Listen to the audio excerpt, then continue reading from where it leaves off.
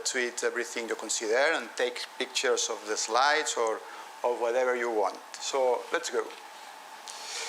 According to some authors, there is evidence that using social media can be really beneficial for the reasons that you can see in the slide.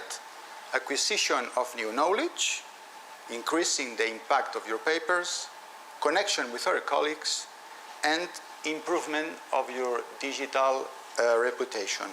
So I will provide examples of blogs, Twitter, and other networks and repositories as tools for scientific communication, as well as resources to increase the diffusion, visibility, and impact of your research. But first of all, a general overview on how social media is changing the world, especially the academic and research world, and the way we use it in order to communicate the science and to measure, and secondly, to measure research activity. Well, we have really evolved from the kingdom of the apes to the era of Homo sapiens. In fact, technology is causing a revolution, both economically, socially, politically, as you know. And due to the apparition of WhatsApp and similar applications, we discover the emergence of a new species, the Homo mobilis. Yeah, the Homo mobilis. Certainly, mobile technologies are changing the world, are revolutionizing the way we live. Today, we can see a lot of people with smartphones in their hands in the street, reading their WhatsApp and consulting their Twitter profile. And this phenomenon that is starting to become universal stimulates the imagination of some planners who are giving to the people that walk reading their smartphone the same treatment as bicycles. This has happened in the Chinese city of Chongqing, where a lane was opened exclusively for Homo mobilis. Yeah, it's real. And what about Europe? Yeah. The Dutch municipality of Bodegraven-Roybeek is testing a new system for traffic lights to signal to inattentive smartphone users whether or not it's safe to step out. The fact is that people is increasingly distracted with social media, games, WhatsApp, and music, and at the expense of paying attention to traffic. But in any case, I think that the future is mobile. Everyone carries social networking in their pocket because everyone has a smartphone. And this fact impacts in many areas of our lives. The way we communicate is changing, and this affects, in particular, the way we communicate the science, too. That the future is mobile is something that some experts, as Benedict Evans, thinks too. Evans is a technologist. He works in Silicon Valley, and he works on what is happening now and what will happen soon. And according to his research, close to 3/4 of all the adults on Earth now have a smartphone. And most of the rest will get one in the next few years. And then they will become Homo mobilis. Furthermore, the world has fallen in love with social media, in my opinion. Thanks to this graphic, we can see that, or we can get a general idea of how the internet community and social networks are growing very rapidly. As you can see in this slide, every minute, the users upload 66,000 photos in Instagram, for instance, or publish nearly 450,000 tweets, and more than 3 million of posts are published in Facebook. It's the digital revolution. And this revolution has reached also the academic publishing world, that is undergoing the most significant changes in its 400 years history. This slide shows one of the letters that Galileo, the astronomer, sent to Johannes Kepler, his colleague. The distance between Padua, the city of Galileo, and in Italy, and Graz, the city of Kepler in Austria, was 400 kilometers. But this letter arrived 1 month later. 400 years later, what happened? In 2009, the astronaut Mike Massimino sent the first tweet from the space. The communication was almost instant. So, in science field, we have evolved from a private and asynchronous communication to a universal, public, and synchronous communication. So currently, in addition to formal channels of scholarly communication, a wide range of informal channels such as blogs, microblogging, social networking sites are widely used by scientists to discuss their research or to communicate it to a wider public. And this was echoed in the journal Nature, as it published the results of a survey sent to more than 3,000 researchers about the degree of knowledge or the degree of utilization of social networks that they had. And these were some of the results. In light blue, we see the degree of knowledge, while in dark blue, we see the degree of utilization. The most popular tools leading the classification are Google Scholar, ResearchGate, LinkedIn, and Facebook, in the case of science and engineering, while in the case of social sciences, these tools are in the same top 4 positions, although with ResearchGate and Facebook switching positions. More results, as you can see in the slide. On one hand, the daily most visited networks are Twitter and Facebook, while Twitter is clearly the favorite network to post their own work. On the other hand, as you can see here, the favorite networks for sharing their work with their peers are Twitter, ResearchGate, and academia.edu. I would like to highlight another figure of the survey. Nearly 60% of the researchers think having a professional profile on any online network is very important for a researcher. The main conclusion of the survey was that researchers are increasingly using Web 2.0 tools to promote their research or to discover recommended papers, connect with colleagues, and engage in discussions. And this is something unthinkable just 5 or 6 years ago. The article contained a lot of examples. I strongly recommend reading it. Another topic very important. This revolution has also come to the way we measure the dissemination and reach of published research articles. It's the so-called alt metrics or alternative metrics. Briefly defined, alt metrics are indicators of impact and engagement that extend beyond the traditional methods of influence measurement. These new indicators for the evaluation of the research are based on Web 2.0. The basic assumption is that variables such mentions in blogs or citations on Twitter, for instance, may be legitimate indicators also for measuring the impact of scientific publications. Every year, altmetric, this enterprise, altmetric, publishes the list of the top 100 articles with most impact in alternative metrics. And let's see an example.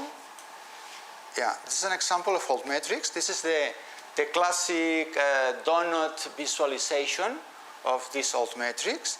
This article was ranked 54 in altmetrics 2018 top 100 articles that was published last week. And among the institutions that have collaborated in this article, we can see some Spanish institutions. On the one left, on the left of the slide, we can see a list of 2.0 stats, such as mentions in blogs or citations in Twitter or Facebook posts that mentions this article. Is another way to measure the impact of an article. Many researchers are beginning to embrace altmetrics as an alternative impact indicator for the reasons that are shown on this slide, but I would like to add two more remarks. I think that altmetrics should be a complement always. Should be a complement to, not a replacement for citation-based metrics and expert peer review. Altmetrics, and secondly, altmetrics cannot tell us much about research quality, and this is something important. They do have some distinct advantage over citation-based metrics, in my opinion. If you want to deepen about altmetrics, in this ebook you will find a lot of information about how you can use altmetrics to find new ways to express the reach of your work, real-life cases, and tips for getting started. And finally, open science, a new challenge for researchers and research institutions. Open science is a movement to make scientific research data and dissemination accessible to all levels of inquiring society. Open science represents a new approach to a scientific process based on cooperative work and new ways of disseminating knowledge by using digital technologies and new collaborative tools. Sorry.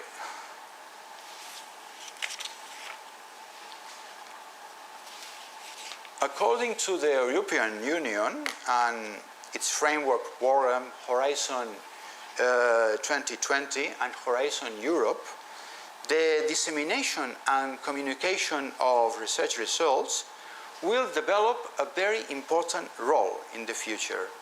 And open science is one of the priorities of the European Commission.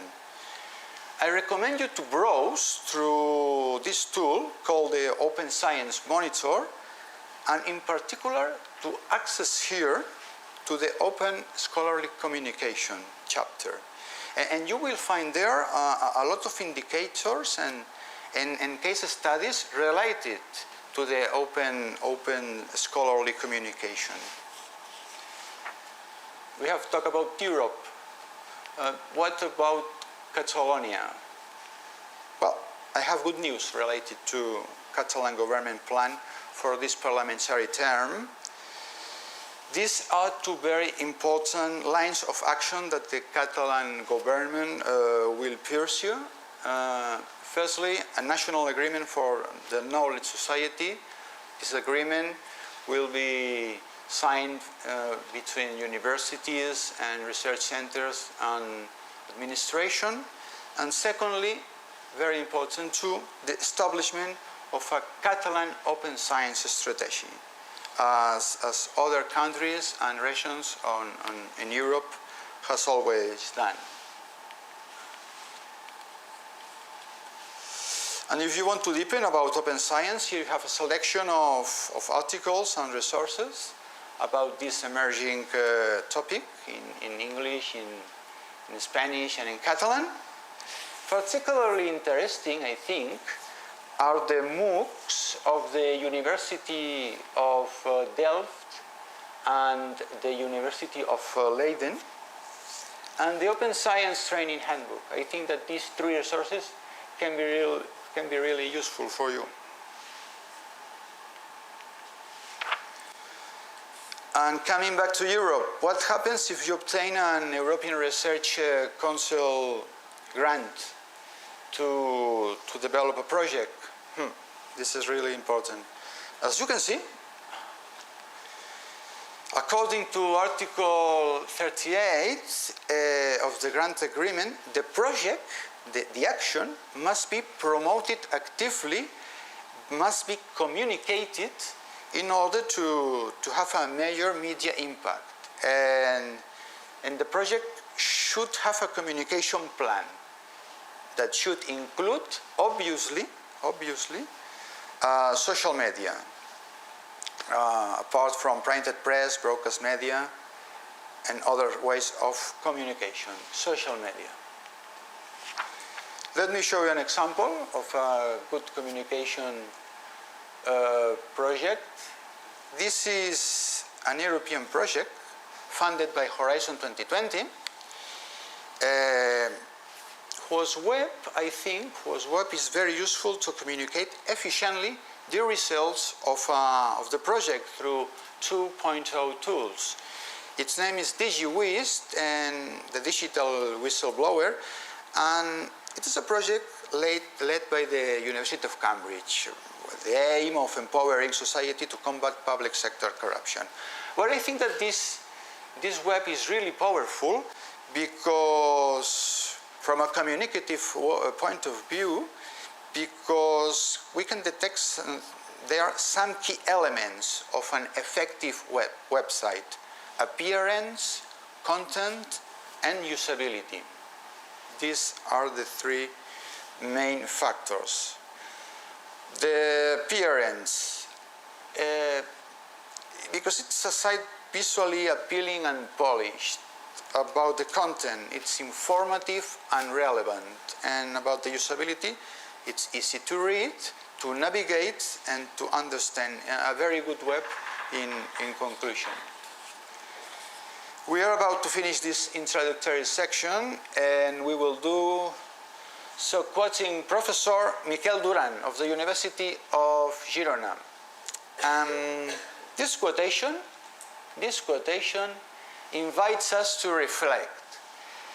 Nowadays, having a good digital reputation is as important as having a good academic reputation.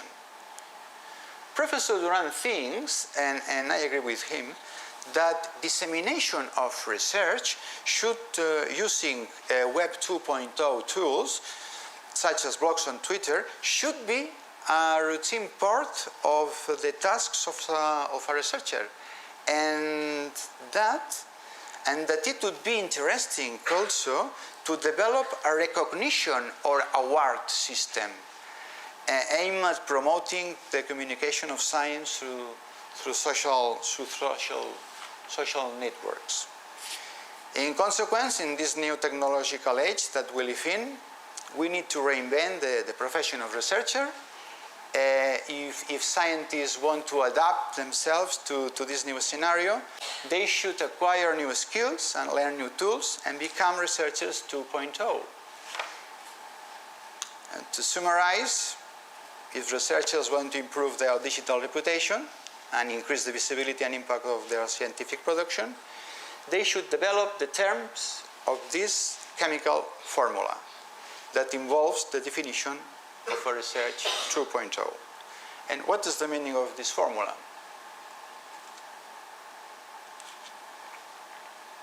Well, this is not atomic structure discovered by the superconducting materials and large-scale nanostructures group. No, it's something more simple. This formula involves the conjugation of these 5 verbs. And we will conjugate them through social media tools. Let's examine the first one. The first thing you should do is listen to what is being said on the web about the issues that are of your interest as researchers. You must practice active listening. And to practice listening, let me introduce you a tool that is very useful for following other people's blogs rather than news and channels.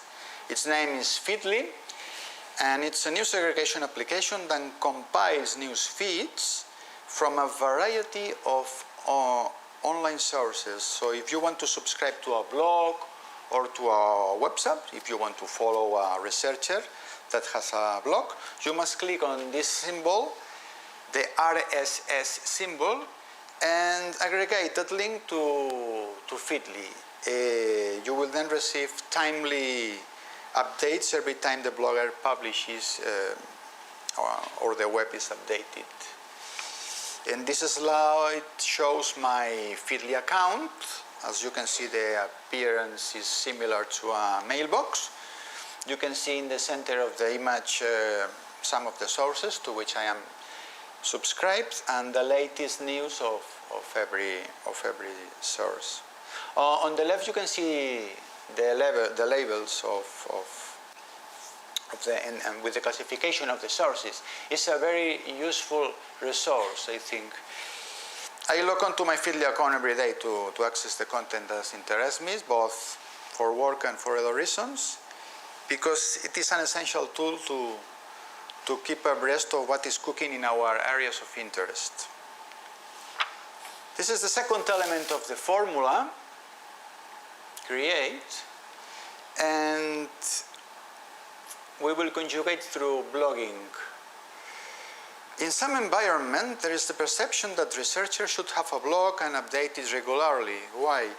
Because it is considered that as public servants, they must disseminate their research paid with the taxes of the citizens. Sites such as PLOS, Nature, and Research Blogging are hosting platforms of such as specialized academic content, allowing researchers to discuss their work before a global audience. And universities and research institutes, as for instance CSIC, offer blog hubs in their institutional websites. And many researchers also rely on commercial hosting platforms, such as WordPress and Blogger, to exchange information with peers and to document their projects. This table gives an overview of some of the motives of the scientists who blog for different reasons. In summary, there are three main reasons to blog. Firstly, that our research has more visibility and impact. Secondly, to connect and stay in touch with colleagues. And finally, to acquire new knowledge and be aware of what is cooking in our field of expertise. And furthermore, especially, a blog allows you to create your personal brand and open up the possibility of attaining media influence, because increasingly the media fix their attention on social networks, on blogs, and with breaking news, the blog can be a platform to exhibit your opinion. This is an example of a researcher's blog. His name is Dr. Thomas Crousier. Thomas Crousier is a researcher experienced in the fields of biomaterials and biopolymers. I like this blog. The structure is nice. He shows in his blog, apart from his articles, his curriculum, his publications, his outreach, very important too, his social media profiles. A blog is really important in order to build our digital reputation. We must specify clearly our current position, our education, fellowships, and obviously social media profiles. Furthermore, a passion for new technologies of Dr. Crousier has led him to maintain this blog about new online tools that are revolutionizing the way science is done in academia. This is a second blog of Dr. Crousier that I recommend because he writes it to promote the use of these new tools. It's a repository. There are hundreds of tools here that can help you. A visit to his blog, to this second blog, is also very recommendable. But does science blogging still matter? Somebody is asking this question. Science blogs has been around since the early 2000s, and in recent years, Twitter and other social media channels, which require less time to maintain than does a full blog, threaten to make blogging obsolete. But as you can see, if you read this article published in Nature, some scientists are still keeping the practice alive. In this article, you will find a lot of some interesting examples of blogger scientists. This is a guide that can be useful also to demonstrate the benefits of blogging in academia, how to get started, key pointers to help make your blog a success. And I want to recommend also, finally, this blog. It's the blog of the London School of Economics, LSE. The title is LSE Impact Blog. It has prestigious collaborators from academia who write about all sorts of topics, especially about open access to publications and about how social media networks are transforming the way it communicates research. I want to recommend specifically that you read this post where the author, Duncan Green, outlines the major arguments for taking blogging and social media seriously if you are an academic or a researcher. And here you have some references if you want to deepen. I recommend reading these 5 articles and especially follow Patrick Dunleavy. He's a great blogger. And in particular, I also recommend the last one. The authors consider the various different types of blog and how each might be used by academics and researchers. Okay, this is the third important verb, communicate. And we will conjugate it through Twitter. Twitter, as you know, is a social media platform for short messages that allows their users to send and read text messages, originally with a maximum length of 250 characters. What is certain is that Twitter is consolidating as a communication tool in research. In fact, with regard to Twitter, there are a lot of studies that show that researchers who disseminate their articles using this resource see a considerable increase in the number of downloads or citations of their articles. And this is one of these studies. In this post, Melissa Terras of University College London shows how disseminating an article through the social media increases the number of downloads, in some cases as much as tenfold. The image above shows the top 10 papers downloaded from her entire department. Every color corresponds to an article. But look at the spikes. The spikes, that's where she blogs and tweets about her research. As we can see, the number of downloads increase in a proportion from 5 to 10. And what's this? Let's analyze the anatomy of a tweet. This is an example of a tweet sent from ICMAB profile on Twitter. Usually the structure of a tweet is very simple. A descriptive text plus a link plus one or more labels or hashtags.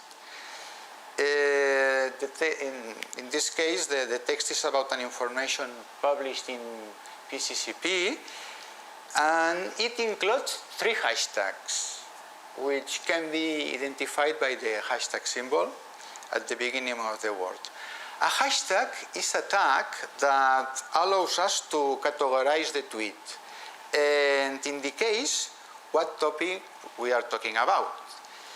This is very important because on the one hand, we can see what is being said on Twitter about a given topic, and on the other hand, it lets us know what the trending topic is. Trending topic. That is to say, the topic we are talking about most widely on Twitter at a time and in a particular place. Let me introduce you a researcher that uses this tool very efficiently. Professor Martí Casals. He is biostatician in Universitat de Vic. In the first tweet, he talks about a paper that he published, short text, mention of the journal, 3 hashtags, a perfect tweet, in my opinion. And the second one is also very good because it appeals to our emotions. He expresses his gratitude because one of his papers has been accepted. And these tweets where there is a certain emotional charge and that shows that behind the tweet there is a human being are usually very well received as it reveals the following stats.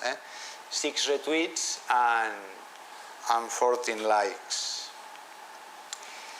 These 3 articles, 1, 2, 3, were published in the PLOS journal. This is a lecture recommendation.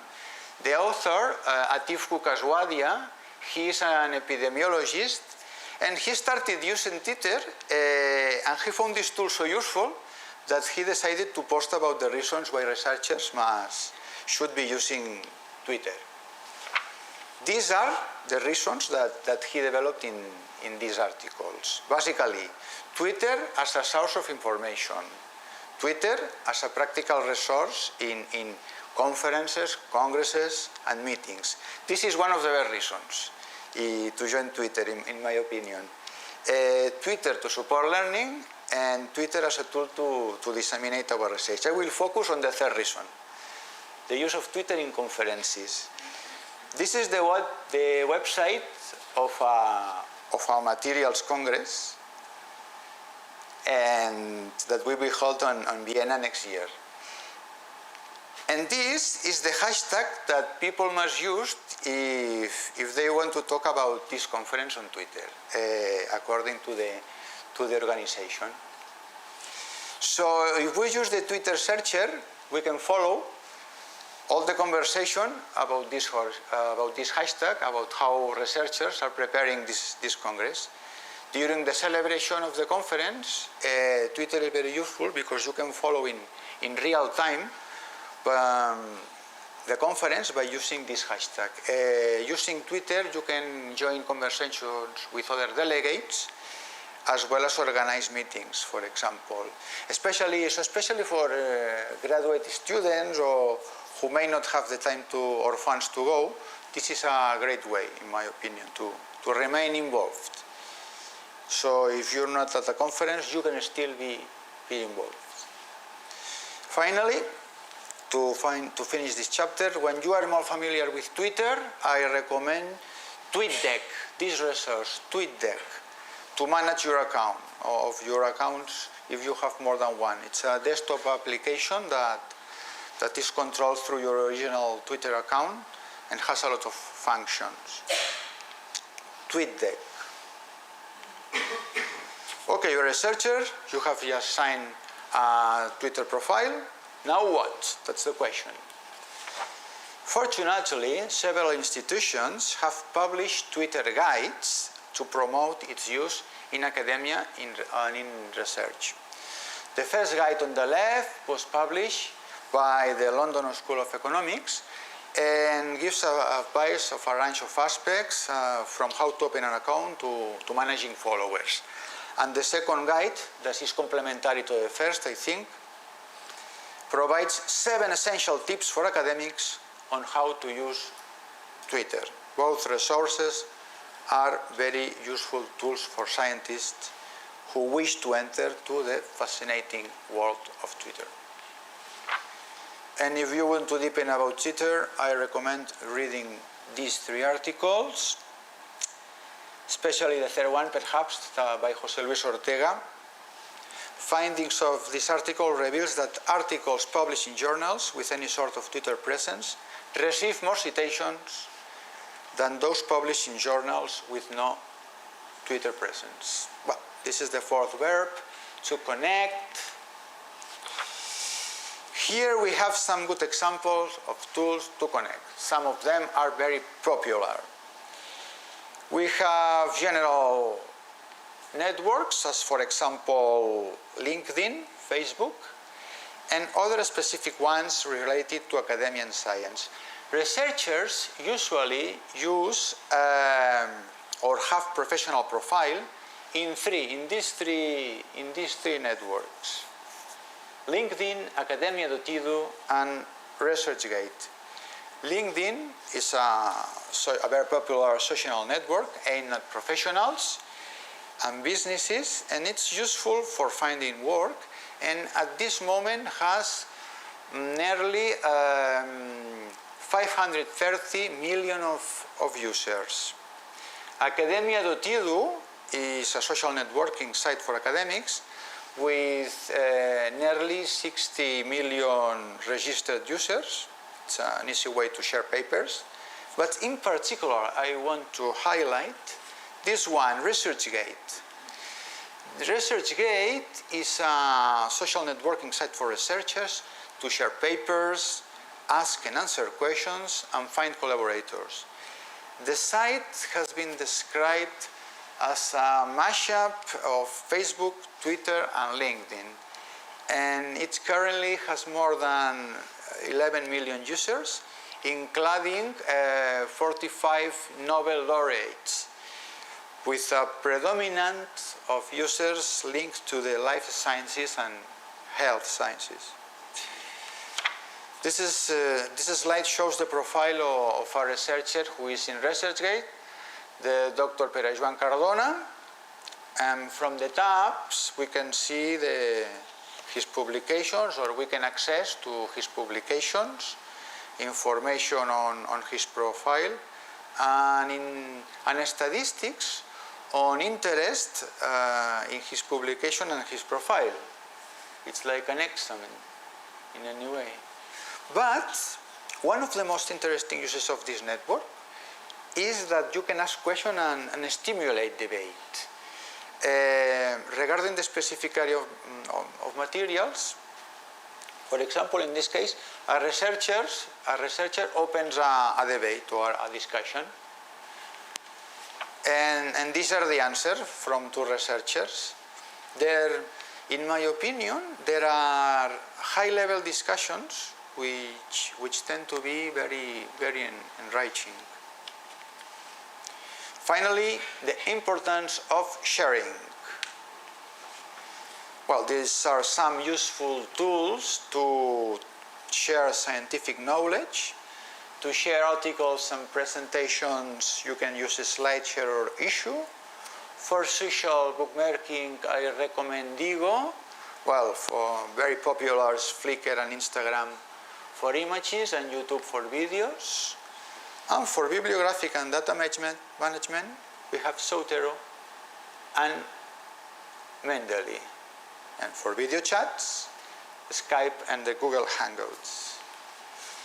SlideShare is a slide hosting service to upload articles and overall presentations in file formats such as PowerPoint or PDF. It's a very popular tool, SlideShare, if you want to disseminate your research, because it is also very well positioned on search engines.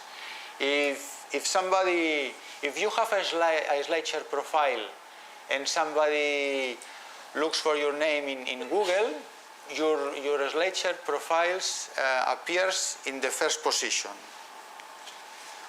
Google Hangouts, video calling service from Google that allows up to 10 people to connect via video conference. In universities is widely used. For example, in the MIT, where discussions is is stimulated by the interaction between researchers through this tool. In this example, this is a hangout of 5 evolutionary biologists who meet virtually to discuss things, and after the discussion is concluded, they upload it on internet. Well, Instagram, very popular. This is the profile of ICMAB. And finally, I would like to introduce you a platform of video abstracts about research called We Share Science. We Share Science. This is a free platform for sharing short 3 to 5 minutes videos about research.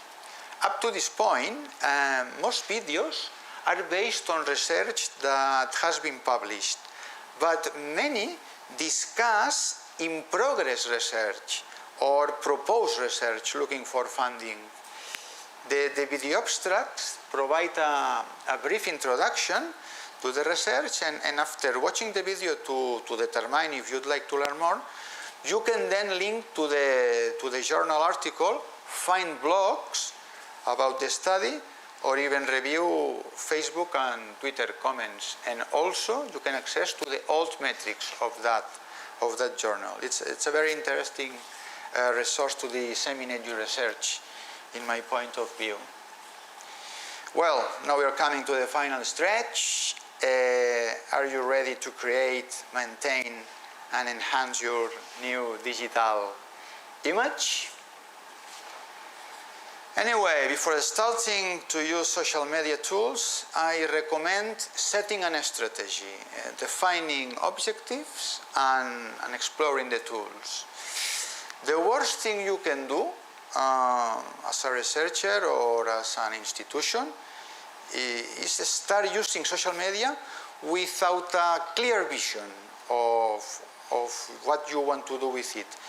And social media is not a magic bullet that once you make an account, you suddenly have thousands of followers. Like any form of communication, it requires time and also requires cultivation of information. But let the leaders guide us. In the next slides, I will show you 10 golden rules of people who are authorities on the topic of how to increase your research competitiveness using 2.0 tools, Web 2.0 tools. The first one is Mike Altman, the Director of Research at the MIT Library. In this decalogue, he explains how to improve the reputation of a researcher in the early stages of their careers. Well, as you can see, some of the 10 golden rules are related to social networks. He mentioned LinkedIn, Slideshare, Twitter. And who is saying this? A scientist who occupies a position related to knowledge in one of the most prestigious institutions of the world. The second one is Giles Cozen from the University of Bristol. He recommends that as a researchers we must be present in many of the networks that we have mentioned, and he recommends also to do this, lurking. I suppose that you know what that means. It's something like gossip, lurking, to do lurking. A lurker joins to a virtual community, but in a merely receptive way. In a merely receptive role, not participating. That's the point. I think it's a good way to start, to do lurking. You must browse and do as others do, taking in best practices before moving on to taking part in the action. Lurking. So you are researchers, you post regularly your blog, individually or collectively, you update your Twitter account daily, and you have daily presence in social networks to disseminate your research. If you mix all these ingredients, What will the results be?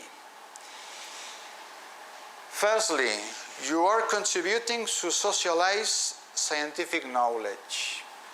Secondly, you are building up your personal brand and increasing your online reputation. Your research will get more visibility, impact and reach, and you will gain prestige and influence. In conclusion, your online visibility may yield interesting returns and benefit your research. Some slides for those who want to deepen and become researchers 2.0. This is an interesting article published in PLOS Biology, where Holly Vick and Miriam Goldstein of University of California explain how a scientist can harness the advantages of social media tools to increase the visibility of their research. They say in the introduction that although a number of guides exist online, many researchers still feel hesitant about the virtual world, lacking sufficient guidance through formal scientific channels, such as peer-reviewed journals. So they wrote these interesting articles to help them. A really good article. 3 book recommendations: Social Media for Academics and Communicating Your Research with Social Media. I think that provide clear guidance on effectively using social media for research purposes, from publishing your work and building networks to engaging the public. And cómo divulgar ciencia a través de las redes sociales, of Javi Polinario, the Community Manager of Universitat Rovira i Virgili. It's a very complete guide for a beginner in Spanish language. 3 more recommendations. Stacy Konkel especially, because this woman writes a lot in Altmetric blog, and she writes about altmetrics, and she writes very interesting articles. Social media en investigación. I want to mention also this repository, because Lydia Hill here has created a blog with a lot of articles interesting, and a repository with studies, resources and interviews with experts related to research and social networks. And finally, a selection of documents about Science 2.0 tools published by European institutions. I think that especially interesting for you can be the two last. If you have a project, in order to communicate it, there's a social media guide for your funded project that is small and very complete, and providing researchers with the skills and competencies they need to practice open science. I think that is very interesting also if you want to familiarize with open science. This is a new era, new paradigm that is coming. Final conclusions then, just finishing. Throughout this talk, we have seen the usefulness of Web 2.0 tools, such as blogs, Twitter, and other networks and repositories, to increase the visibility and the impact of scientific publications, and to create our personal brand as a researcher. In the end, blogs and Twitter supplement rather than replace traditional formats, we must confess, and act as tools for the promotion of one's own research to journalists, to colleagues, to students, and to the general public. What you see in the slide is a Time magazine cover of the last issue of 2006. That year, all of us were designated Person of the Year. And now, I think that we have before us a scenario which is more global than ever. And researchers currently have the power to innovate and create value in this global scenario. We are now in 2018, and in the current context, the presence of researchers on the Web 2.0 is, in my view, essential. Thank you very much for your attention.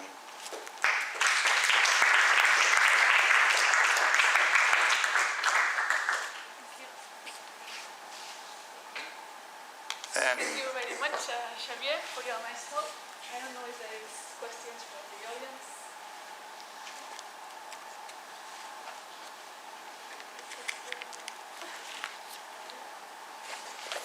Just say that these tools are useful for science, Yes. social, research, and so on.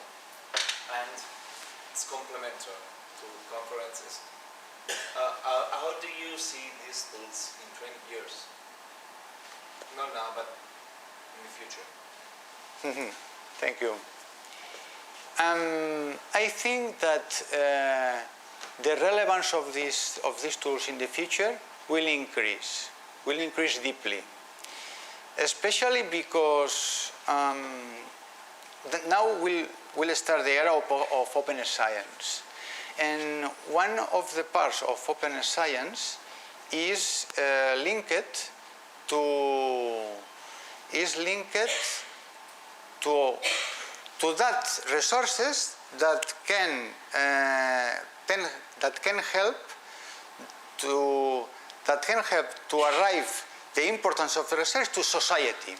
Okay, so I think that there will be more and more relevance for these tools in the future, because these tools are very useful to disseminate science, to disseminate the research, and that this research arrives to the society. One of the steps of the open science, more important, is, for example, citizen science. Another step very important is how to disseminate the science using social media. And open science is something that is starting now and that will develop through years. I think that will be very long. Yeah. Yes. The importance will increase, I think. Thank you. More questions? I'm really protected and not much like these things because I'm too far from it. Oh. But I have a question that goes to some extent beyond you have said. The objective of all these tools Yes. is transferring, to some extent, not science to the colleagues, which is part of the business, because the impact can be monitored within the colleagues, so it's a huge impact, well, to the society. Exactly. See, two ways. Yeah, exactly. So the one that goes into the colleagues is just a big soccer, a big dinner, or bigger. But how do you monitor, or how the society monitor the increase of knowledge of science? How, at the end, science is transmitted to the society. Is Yes. there any tool to monitor that the knowledge, understanding science is increasing or not? That's a good question. There are indicators that are very easy to obtain, as for example, number of activities related to citizen science. There are a lot of activities, as conferences, as mobile applications, that the society can use to help researchers. And these activities can be monitored. Yes, it's easy. You mean, how can we monitor these activities related to social networks, for example? See, yes. I'm wondering if there is a real way to test if science has been communicated and reached really the people. And this is not just to make a fear of science, just the people, the understanding of science increases or not? Yes, yes, of course. So if I go to the secondary school, I go to the university, I go to the cafe and the restaurant, and I try to put the question, the understanding of the questions is better than it was in the past. That is understanding, but this is science, understanding people. Yeah. Well, the social networks as Twitter or blogs are very easy to measure because you go to the number of retweets or to the number of likes. In Facebook is the same, yes.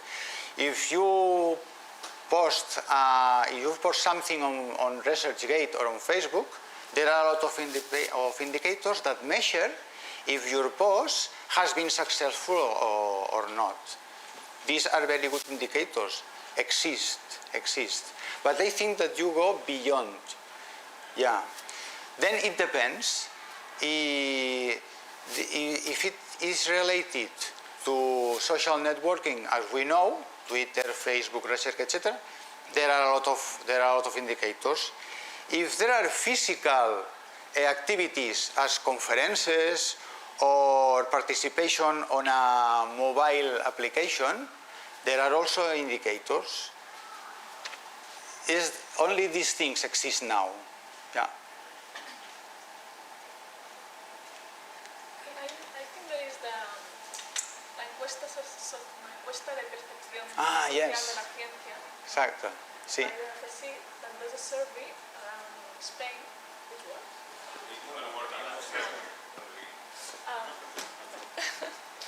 It's a very interesting survey, yes. And every 2 years it publishes the understanding of science by people in Spain, if they are interested in science, what do they know. And in fact, this year the results came out last month or so. But apart from that...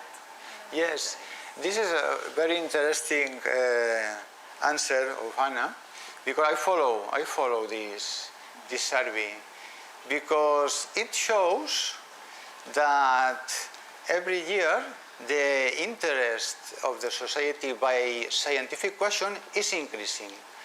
For example, one of the parameters that I always take into account is the percentage of the society that follows science information through social media, and at this moment is 35%. 35%. This can be a good indicator to answer your question. And this parameter is increasing year after year, yes. Yeah. Through surveys, yes. Hope you can hear me. Yes. My question is a little bit related to that because the thing is, okay, you share your work, but what about the language? Because normally when you write an article, you write for your colleagues, as Ted said, and the language is arriving to your colleagues, and sometimes it's also difficult to understand for you as a scientist what the others say. So how you share this information to other people who are not in the field of...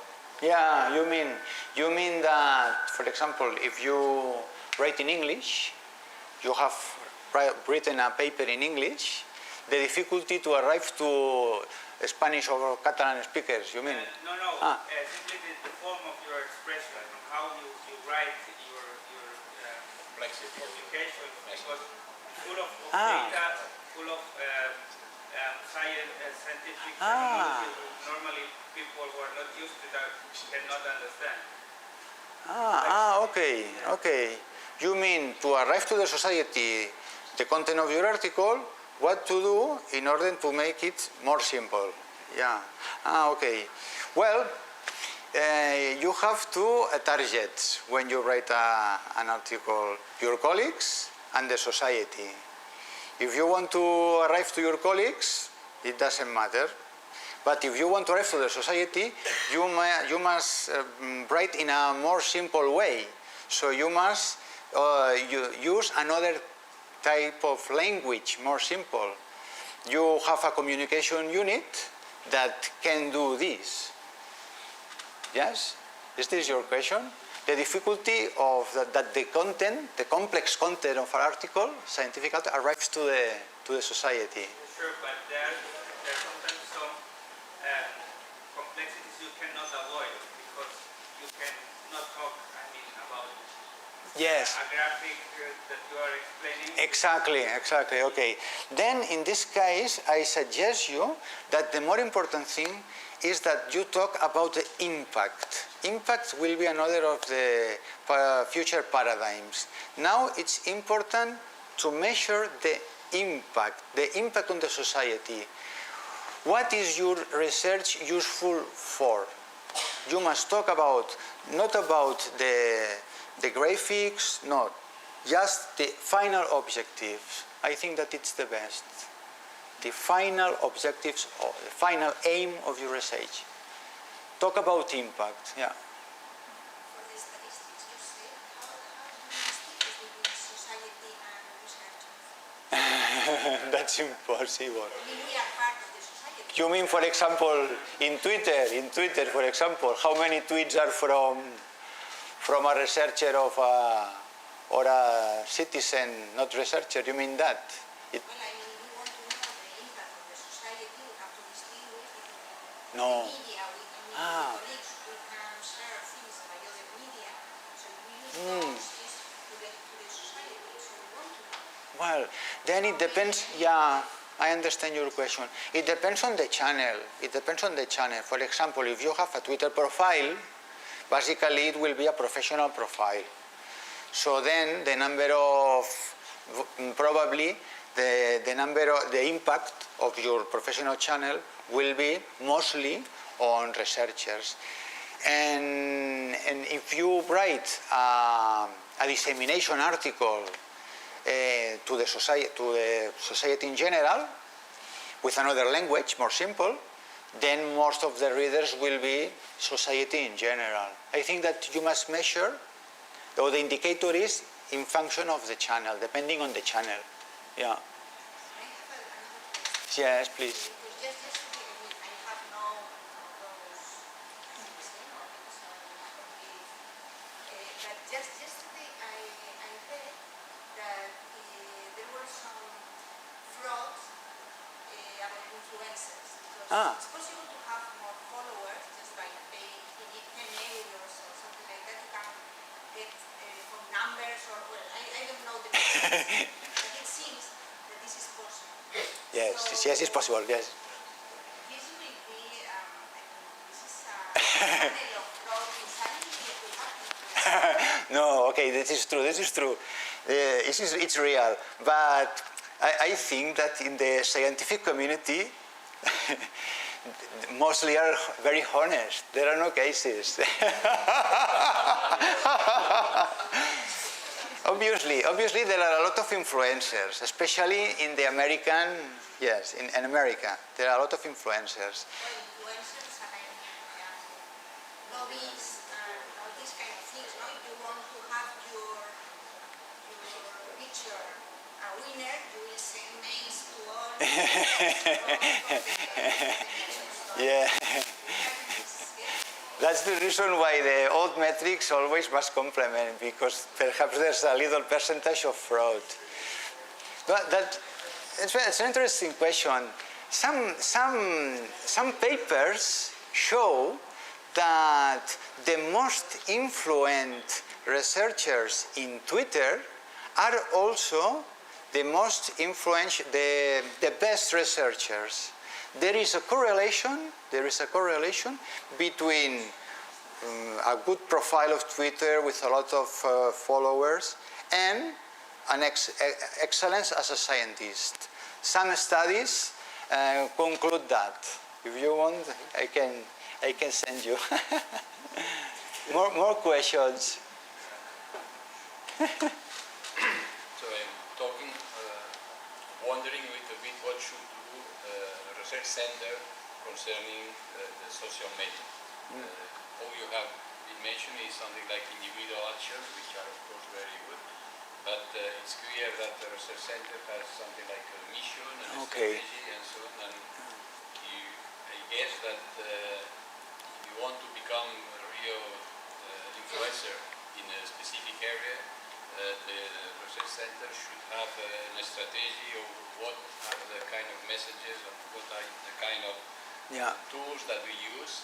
And I don't know, if you are the research center in cancer, probably this is quite easy. Yeah, because you that's can it. just use one word and it That's works. true. But for other research centers, it's a little bit more complex to find a message that really reaches the society. And of course, I know that you will not give me an answer. It's something that each center should have. But it's clear that all this mass of things will never be possible, but all the 200 persons that we have in the institute control at present how to use all these things, but I guess that the research center can have the tools to use this in some way. Yeah. It's clear that we need to we are completely ignorant of 90% of the things that you said today here. So I thought that I knew something, but now I realize that I knew only a very minor part of the things. And as a research center, I guess that we really need to have something like experts that help the people to define what are the messages that we need to generate as research centers. And once you have that, so probably then, as you said, Exactly. you become maybe not an influencer, but at least the reference of some kind of thing. And I guess that that's a quite tough. Yes, the people, the researchers must be aware of the importance of this way of communications, of the new channels, and the institution perhaps should promote workshops, give some information, promote the importance of these new channels. Just they test it, and they probably will. At the end, if you really define something like a few ideas or concepts that you want to promote, then it maybe it's easier to make a quantification of what the impact you had with these ideas.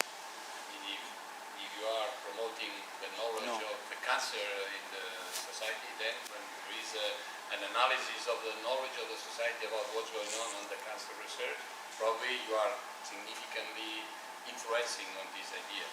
So I think that we should have something like a few ideas where we want to be active, and then try to see if this message is the right way. Yes, you're right. In the health case, it's easier. But I think that you do a lot of very interesting things, very useful.